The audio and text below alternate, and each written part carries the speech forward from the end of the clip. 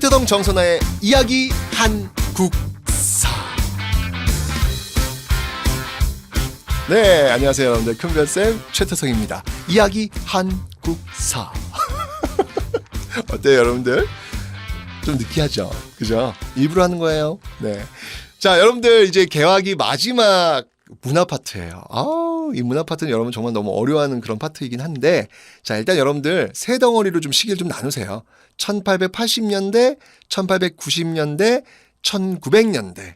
뭐 이때 이제 애국개몽 운동기 이렇게 해서 나눌 수가 있는데, 이렇게 나눠 가지고 그 덩어리 안에 어떤 문화적 사건 또는 현상들이 있었는지를 파악하는 거예요. 다시 한번 세 덩어리로 나누고 그 안에 어떤 문화적 현상이 있었는지를 파악하는 것. 이렇게 보자는 것이죠. 자, 먼저 첫 번째 덩어리 1880년대 한번 보도록 하겠습니다. 자, 이때는요, 통리기무하문이 중심이 돼가지고 이 개화 정책을 적극적으로 추진하던 시기였습니다. 그 결과 인쇄와 관련된 근대 기구, 방문국이 오픈됐죠. 여기서 최초의 신문이라고 할 수 있는 한성순보가 간행이 됩니다. 그렇구나. 이때 이제 한성순보가 나오는 거네요. 그죠? 야, 이때 나왔을 때, 신문이 나왔을 때 얼마나 신기했을까. 그런데 그 종이신문은 이제 우리가 살고 있는 이 시점에 서서히 옛날만큼 그렇게 대단한 힘을 발휘하지 못하고 있는 것 같아요. 그죠? 항상 모든 것에는 처음과 끝이 있습니다. 자, 그리고요, 화폐를 주조하는 전환국도 이때 열게 됩니다. 이 전환국은요, 이후 이제 메가타이거 화폐 정리 사업 시행으로 이제 문을 닫는 그런 운명을 맞이하게 될 겁니다. 어쨌건 이때 만들어졌고 메가타이거 화폐 정리 사업으로 문을 닫는다. 요거 알고 계시면 돼요. 그리고 여러분들 청나라에 보낸 영선사 있잖아요. 그 영선사가 돌아와서 무기 제조국인 그 기기창을 열게 됩니다. 그리고 갑신정변의 무대가 되었던 곳 어디예요? 허허, 대답을 못하는 당신은 누구인고? 우정총국이죠. 우정총국. 자, 우정총국도 이때 문을 열게 되는데요. 정말 최초가 많은 시기죠. 교육에서도 여러분들 최초의 근대적 교육기관이라고 할 수 있는 원산학사. 최초의 근대적 교육기관인 원산학사가 또 이때 문을 열게 됩니다. 그 이제 몇 년 뒤에는 이제 국가주도의 근대적 교육기관이라고 할 수 있는 유경공원도 문을 열게 되죠. 자, 이 갑신정변은요, 청과 일본 모두 자국의 이 정변 사실을 빨리 전달해야 된다는 어떤 그 필요성, 이런 걸 느끼게 합니다. 그래서 네, 바로 이 무전을 칠 수 있는 이 전신이 깔리게 되는 어떤 그런 배경이 되는 거예요. 그리고 전기를 이용한 전등, 이 전등도 경복궁을 환하게 밝혔던 그 시기도 바로 이때 1880년대 있었던 모습입니다. 그러니까 1880년대는 여러분들 우리나라 최초가 굉장히 많네요. 그죠? 이때 에디슨의 발명품 전등, 이게 이제 밝혀졌네요. 1880년대. 그렇군. 전 지금 그래서 이 스튜디오 위에 있는 전등을 한번 바라보고 있습니다. 80년대. 이게 1880년대군. 좋습니다. 이러는 거야, 그냥. 다음을 볼까요, 여러분들? 1890년대 덩어리 한번 볼게요. 1890년대는요, 이 갑오개혁과 광무개혁이 있는 그런 시기가 되겠습니다. 아까 80년대 여러분 통리기무하면 떠올리라고 했잖아요. 그죠? 이 90년대는 갑오개혁과 광무개혁이 있는 그런 시기가 될 텐데, 이 두 축을 중심으로 살펴볼게요. 아관파천 시기 그 최초의 민간주도로 창간된 신문이 있어요. 민간주도의 최초의 신문, 도전 골든벨에 정말 많이 나오는 문제예요. 네. 최초의 신문이 뭘까요? 바로 독립신문이죠.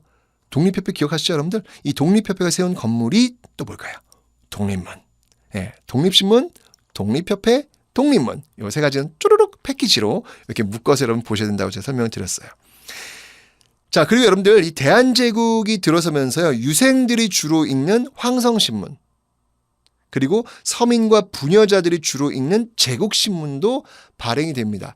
여러분 이게 대한제국 시기에 발행된 신문이라는 건 좀 아실 필요가 있어요. 왜냐하면 시험에 잘 나오거든요. 근데 쉬워요. 이해하기 쉬워요. 왜냐하면 그 앞글자를 따보세요. 황성신문의 황자하고 제국신문의 제자를 따보세요.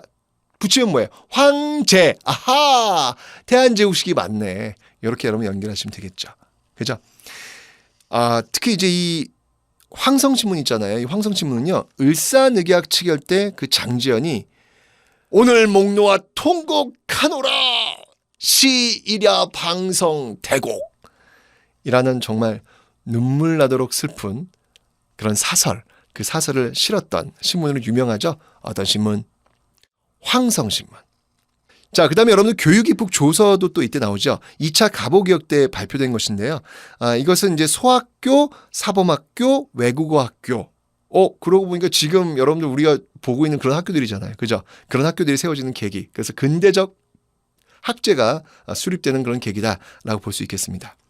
자, 그리고 여러분들 독립협회를 해산한 직후 이 황제권 강화를 내용으로 한 대한국 국제가 반포된다라고 제가 설명드렸죠.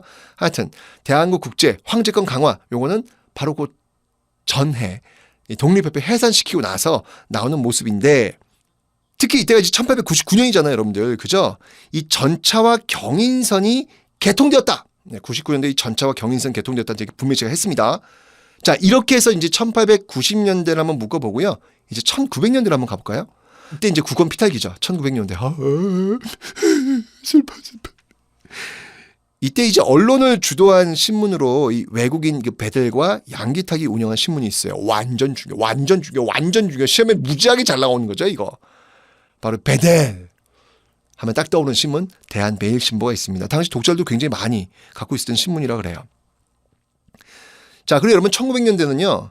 러일 전쟁 수행을 위해서 경부선과 경의선이 개통이 됩니다. 이거 굉장히 중요한 포인트인데 여러분들 경인선은 이때 아니에요. 경인선은 분명히 제가 1899년도 그죠? 대한제국 시기 광무개혁 본격화된 그 시점이라고 제가 설명드렸잖아요. 그죠? 이때 이 1900년대는요. 러일 전쟁을 수행을 위해서 경부선과 경의선이 개통되는 겁니다. 그러니까 좀 분리해서 여러분 좀 생각을 좀 해주세요.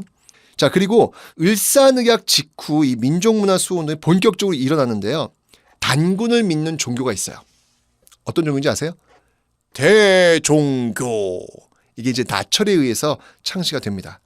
그리고 제가 너무 존경하는 역사학자. 누구게? 그걸 어떻게 알아요? 신채호입니다. 신채호. 네, 이 신채호는요. 독사신론을 통해 가지고 민족주의 사학의 방향을 제시를 하죠. 신채호의 독사신론. 그리고 이 위인전. 그리고 외국 흥망사에 관한 책도 많이 씁니다. 국어에서는요. 최남선의 해에게서 소년에게와 같은 그 신채시 그리고 금수회의록 같은 신소설도 유행합니다. 이 당시 연극의 공연장이라고 할 수 있는 곳이 있는데요. 여러분들 원각사. 이것도 여러분들 꽤 많이 물어봐요. 예, 당시 애국개몽운동기 정말 그 경술국치 그 막바지에 있었던 연극을 할 수 있는 공연장. 원각사.